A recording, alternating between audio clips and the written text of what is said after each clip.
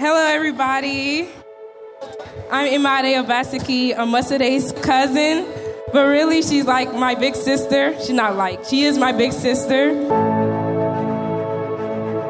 Musade has been like big sister I've always wanted and a friend I always needed. We share so much, even socks. We share socks. We share everything. When I first met Oreva, I was shy. I was scared. I was like, how are we gonna blend? Is he gonna like us? I followed Musade everywhere. Is he gonna be okay with that?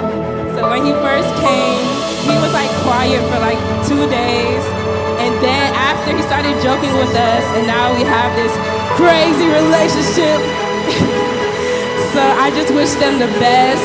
I wish them their love and happiness, and I toast to them and hope they have a good, happy marriage. She says something in my mind. It's a lovely couple. It's a delicious couple. Let's give them the love of the season. Baby, you gon' come to my place.